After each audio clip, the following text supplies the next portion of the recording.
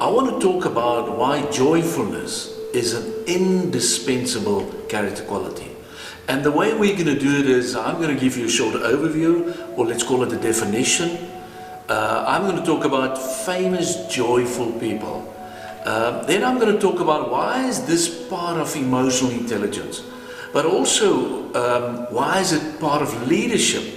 What are the benefits? And then I'm going to share with you also a couple of tips right towards the end, the dangers of slipping up in terms of this very important character quality. So let's start with a definition of joyfulness. Simply said, it's about maintaining a good attitude, even when faced with unpleasant conditions. And I want to emphasize, even when faced with unpleasant conditions. So if we analyze it, you will see words like looking or look for good in all things. You can say smile at adversity. That's a very important one. Do not give into like discouragement. Do not even allow your emotions to rule your mind. And then finally, take time out every day, even to laugh and sing. So that's a couple of key components of this word of joyfulness. So joyfulness, in my eyes, is a character quality, is a chosen attitude, not a manufactured excitement, because we can be very plastic about it, and that's not the emphasis on joyfulness. So joyfulness also marks the life of the one who has a purpose bigger than life itself. And such a person experiences also, a lot of joy, but also know how to deal with sadness. And does not dim the hope that brightens always their heart. So that's in a nutshell joyfulness. To repeat, joyfulness, but in other words, what are we saying? People that demonstrate a character quality are characterized by the following. There's positive, constructive, there's full of motivation, full of optimism, that's a key word also. They are also often solution orientated, and then also high self-esteem and confidence. And that to me is always very important, because joyfulness is something that's contagious. If I'm looking at two famous joyful people, the first one to my mind is Nelson Mandela. Spent 27 years in jail and finally able to initiate all the talks with the apartheid regime in terms of the negotiations. And that's one example.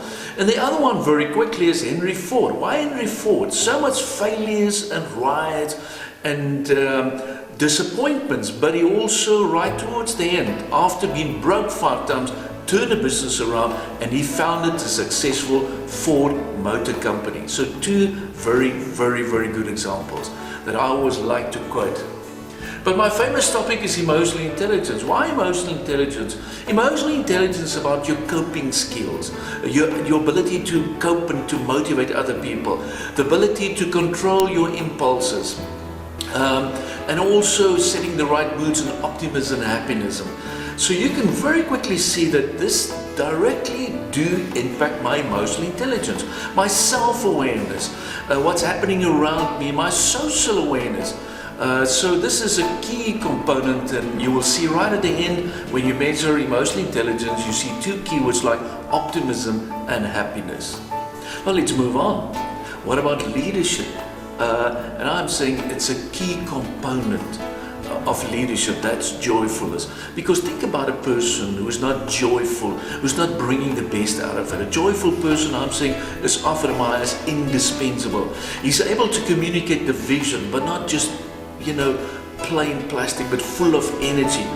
He's able to turn challenges around, even threats around. People and followers love to follow him. They believe in him. They buy in him. And it's not about any words, but it's inspiration that can make a difference. So the question that I often ask, is there any benefits to be joyful? And I'm saying definitely, because you're going to see a lot of harmony in the workplace. You're going to see even better decision making. You're going to have a better impact in terms of challenges. The interpersonal relationships, that's going to have a big impact. I would even go so far that you're going to have healthier people. It's going to reduce stress. And even have a final impact on the productivity end of the day. That's the impact of joyfulness. But now I want to discuss a couple of simple key steps. And please keep that in mind. The first one that I will always recommend is you need to master your emotions. That's important. You need to control this. And the question is, how do we do this? Simply, look at the feelings, look at things like discouragement and self-pity and even anger. Ask yourself, where is it coming? What is the reason for those emotions? And even allow yourself those emotions, but analyze it, talk. But those emotions should not dictate your final decisions. Because otherwise we're going to end up and we're going to slip up. And the danger is when you slip up, when you don't talk about these type of things, you're going to feel sorry for yourself. You're going to even feel that there's no hope. It could even end up in negativity, which I say that is the opposite of joyfulness. Let's look at another key concept. That is, look at the bright side of life. You've got two opportunities. So where do you want to be? And I'm saying look at the bigger picture, look at the bright side of life. And simply, how do we do that? I would suggest start off your personal mission statement first. Get that perspective. Get the big picture. That's a great way of looking at the bright side of life. And then also on a daily basis, look at your pros and cons. Look at the way you're making decisions. Look at your purpose. Do you still have a purpose? Do you know who you are? Do you know why you exist? And do you know where you're going? And then also, very important, look at criticism. How do you analyze it? What do you do when you see these type of things? So I'm always saying it doesn't matter about the situation.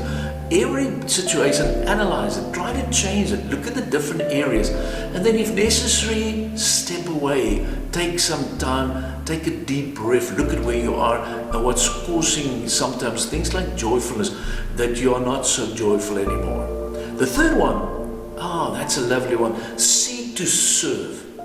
A lot of people often think, well, the world owes me something. And I'm saying joyfulness looks beyond your own existence. It's looking for places to serve. And it's not too difficult. You can do it. So look around people, look around your environments, look around situations, and look for specific ways that you can encourage other people. And I explained where you can encourage other people. Another concept for joyfulness is about lighten up, use humor. Laugh, look at, the world is so full of tension. So think about what you can do to refresh others. I love a good laugh, and there's a place for this. So I'm saying lighten up. Look at the other side. Use humor. It could be very powerful in your own success. Don't degrade yourself. Don't insult other people. Don't even make insulting remarks about other people. Try to get that out of the system. And then also set the mood. What I'm saying is just analyze your mood. Is it full of joyfulness, full of optimism, full of happiness, or what are you doing? So to set the mood, I'm saying take the responsibility, look at your words, look at your actions, look at your attitudes, look at the way you communicate these type of things. And that can have a big impact in the way you're setting the moods. And then also balance your work life and get a hobby to take some time off. We cannot ignore that. So balance your work life, that's very important. And I'm always saying your attitude will affect your altitude. Let me repeat that famous statement. Your attitude will affect your altitude. And that's very important. So let's practice joyfulness, but be sincere. Enjoy things around you and keep it as part of your daily, like your vitamins, to make a difference in terms of where you are. So let's summarize. In my initial session, I explained to you with a couple of things that I'm going to discuss. And I want to repeat this. Emotional intelligence do play a key role in the business world today, but so also joyfulness. I like to be around with joyful people. If you're not joyful, analyze. Look at why, what's happening, what is pulling you down, what is stopping you to reach your peak performance. And I love saying joyfulness is a key, indispensable character quality.